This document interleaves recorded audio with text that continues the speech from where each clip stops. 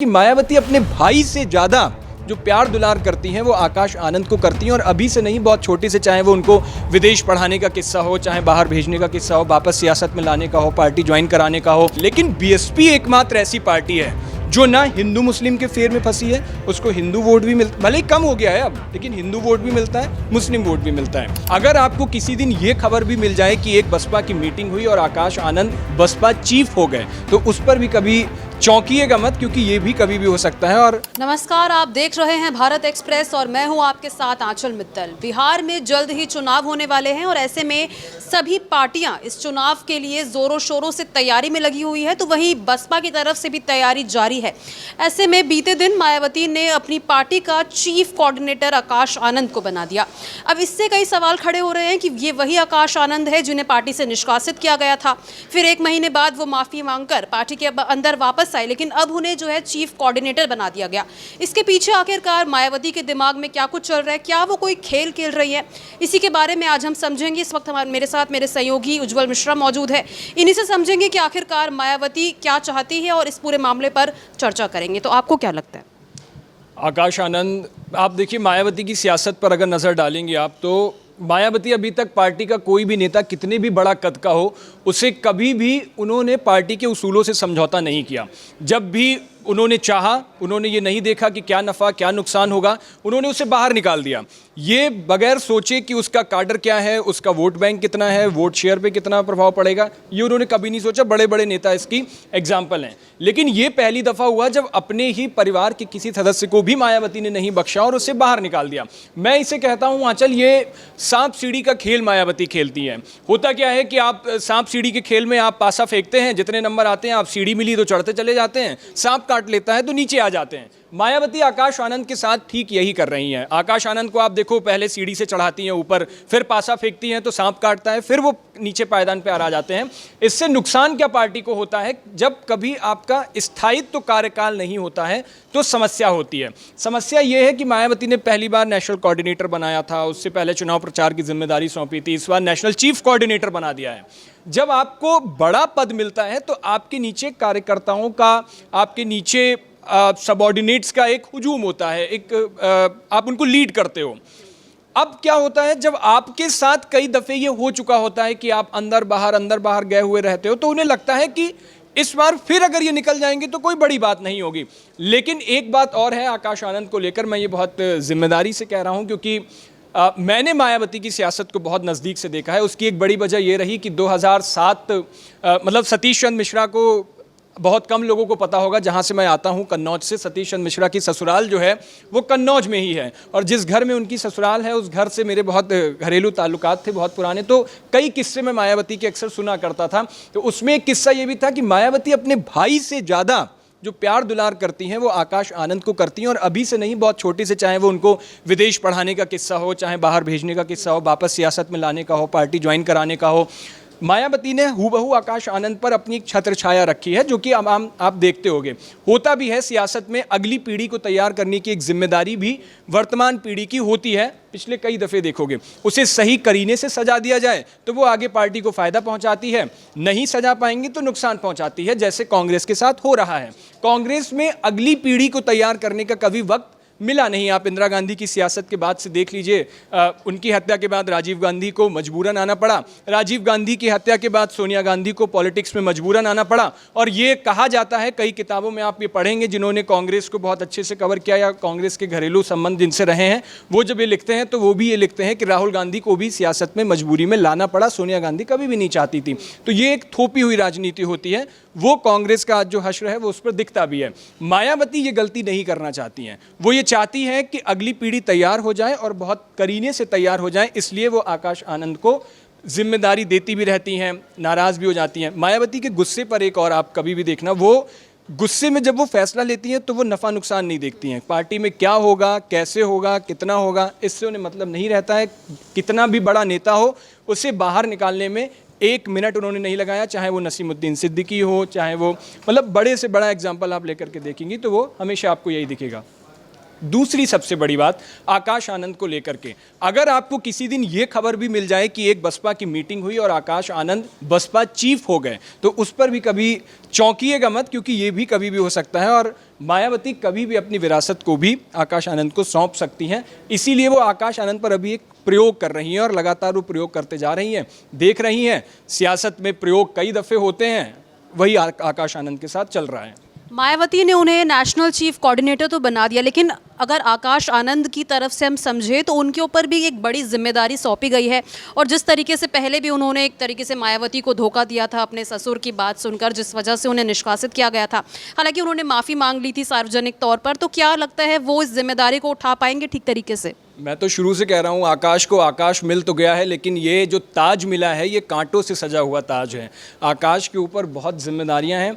रही बात आप जो कह रही है नाराज़ हो गई थी, शादी के बाद कई बार आकाश पर ये आरोप लगे कि वो पार्टी की विचारधारा से दूर जा रहे हैं, अलग हट रहे हैं, अपने ससुराल में इंटरफेयर ज़्यादा हो गया है उनको। मायावती को भी लगा कि जो उनके ससुर हैं अशोक सिद्धार्थ वो ज़्यादा इंटरफेयर कर रहे हैं, तो उन्होंने अशोक सिद्धार्थ पर सीधे न निशाना करते हुए आकाश आनंद को पार्टी से बाहर कर दिया, मेन मोहरे को अलग कर दिया। लोगों में भी एक एग्जाम्पल सेट हुआ कि मायावती अपने अब परिवार को भी नहीं बख्श रही। अगर उन्हें कहीं पे कुछ गलत दिख रहा है तो वो उसे भी बाहर का रास्ता अख्तियार कर देंगी।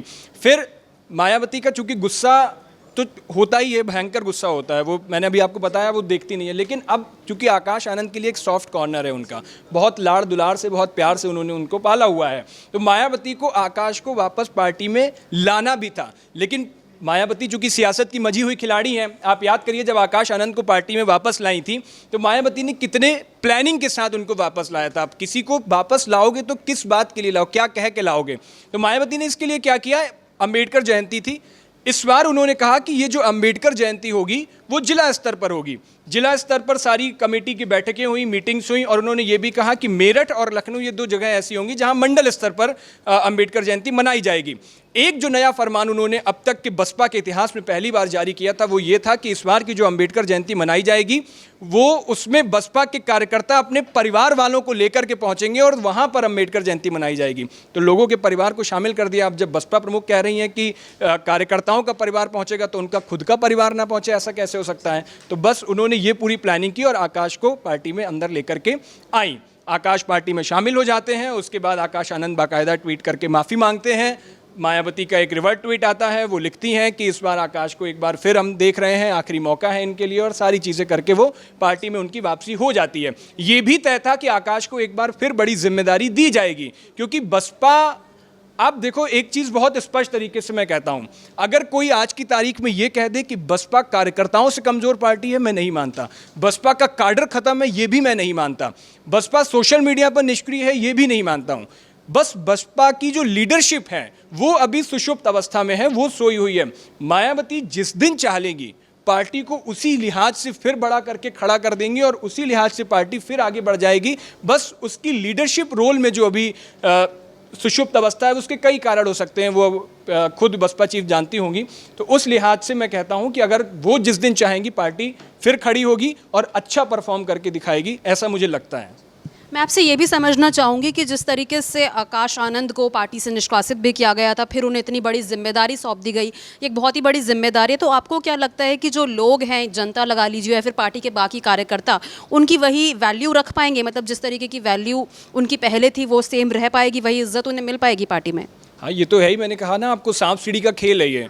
अब आप एक बार किसी को बहुत अच्छे पद पर बैठाल देते हो, फिर आपने देखा एक झटके में, एक गुस्से में कुछ महीनों के बाद उसे फिर धकेल देते हो, फिर आप उसको वापस लेकर के आते हो, फिर एक बड़े पद पर बैठालते हो, फिर गुस्से में पार्टी से ही बाहर कर देते हो। 2 बार मायावती ने आकाश आनंद को पार्टी से बाहर किया, तीसरी बार फिर अभी नेशनल चीफ कोऑर्डिनेटर बनाया। अब ऐसे में होता क्या है, आदमी शॉर्ट टर्म के फायदे लेना शुरू करता है लॉन्ग टर्म के, क्योंकि उन्हें पता है कि दीर्घकालिक वो कभी भी हो सकता है। और नेता कार्यकर्ता, उनके सबॉर्डिनेट्स जिनको रिपोर्ट करना है उनको, वो भी ये जानते हैं कि फिर कभी भी बहन जी के गुस्से का शिकार आकाश आनंद हो सकते हैं और फिर कभी उन पर कोई कार्रवाई हो सकती है। तो इसमें बहुत लोड नहीं लेता है। दिक्कत यहीं से शुरू होती है, पार्टी की कमजोरी यहीं से शुरू होती है, जब लोग अपने से ऊपर वाले का लोड नहीं लेते हैं। और लोड क्यों नहीं लेते? क्योंकि उन्हें पता है कि कभी भी फिर दोबारा वही फैसला हो सकता है, फिर आकाश आनंद बाहर हो सकते हैं, काम तो हमें फिर वैसे ही करना है। बसपा के साथ ठीक यही चल रहा है। अब आप किसी को लंबे समय तक पद पर रहने दीजिए, वो सोचने समझने में 1-2 महीने चले जाते हैं, प्लानिंग बनाने में 1-2 महीने। आप किसी भी टीम को लेकर के देखिए, किसी टीम को जब आप लीड कर रहे होते हो और आपको उस टीम की जिम्मेदारी सौंपी जाए तो आपको 1-8 महीने तो उसको समझने में चले जाएंगे, लोगों को समझने में चले जाएंगे, फिर उसकी प्लानिंग बनाओगे आप, उसको एग्जीक्यूशन कैसे करना है वो करोगे। तो ये एक लंबी प्रक्रिया होती है। किसी को टिकने तो दो, उस पद पर रहने तो दो कि वो स्ट्रेटेजी के साथ काम कर पाए। बसपा में ऐसा नहीं हो पाया और खासकर आकाश आनंद के साथ तो भी ऐसा बिल्कुल भी नहीं हो पाया है। इसके अलावा अभी हाल ही में चंद्रशेखर आज़ाद ने भी जो है एक स्टेटमेंट दिया था कि 15 साल से बसपा उतनी आगे नहीं बढ़ पा रही है। तो क्या लग रहा है कि आकाश आनंद को उनके सामने एक चेहरे के तौर पर दिखाया जा रहा है? हाँ, ये एक बड़ा सवाल है। हमेशा लगातार ये होता है कि चंद्रशेखर आज़ाद उत्तर प्रदेश के अंदर, या यूं कहें कि बसपा का एक बड़ा रिप्लेसमेंट बन के सामने आते हैं, लेकिन मैं इसे कतई नहीं मानता हूं।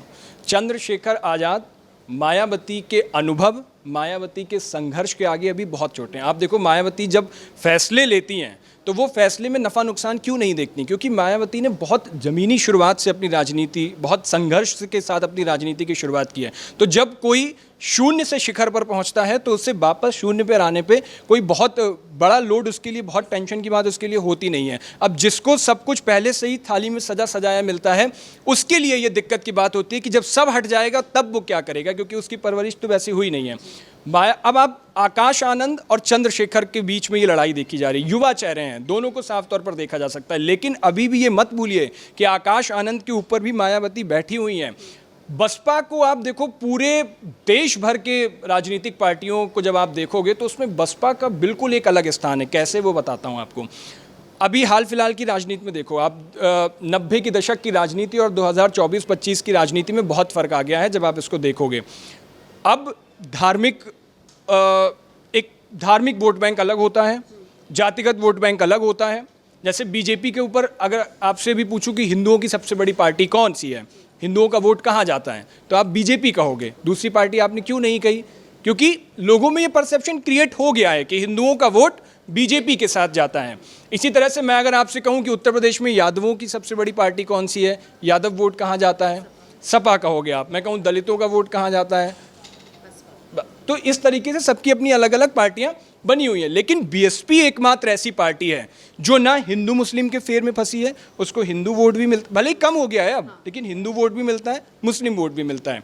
उसको राजपूत लोधी के बीच में भी नहीं फंसी। बीएसपी ब्राह्मणवाद में भी नहीं, बीच में नहीं फंसी। 2007 में जब मायावती की सरकार बनी थी तो एक कांशीराम के ऊपर, मैंने हालांकि इसको कहीं पढ़ा नहीं, लेकिन एक लोगों में परसेप्शन बन गया था कि कांशीराम ने एक नारा दिया था, तिलक तराजू और तलवार करके। मायावती ने ये, जब वो सियासत में आई तो उन्होंने समझ लिया कि बिना ब्राह्मणों की सत्ता पाई नहीं जा सकती है उत्तर प्रदेश के अंदर। लगभग आज की तारीख में 12-13% ब्राह्मण वोट बैंक उत्तर प्रदेश के अंदर है। ब्राह्मण वोट बैंक को रिझाने के लिए एक सबसे जरूरी नेता क्या काम करते हैं कि ये वोट बैंक अगर एक साथ ले लिया तो ये तो बटना है नहीं, तो 12-13% वोट तो पक्का हो जाता है। बीजेपी यही काम करती है, सपा भी यही काम करने की कोशिश करती है। आपको याद होगा अखिलेश यादव परशुराम की मूर्तियां हर जिले बार लगवाने की बात कह रहे थे। तो जब मायावती सियासत में आई तो उन्होंने ये समझ लिया कि पहले तो कांशीराम जी के ऊपर लगा ये जो नारे का आरोप था ये हटाना होगा। तो उन्होंने नए नारे गढ़ने की कोशिश की। नए नारे क्या क्या सामने आए, हाथी नहीं गणेश है, ब्रह्मा विष्णु महेश है, ऐसे नारे प्रचारित किए गए।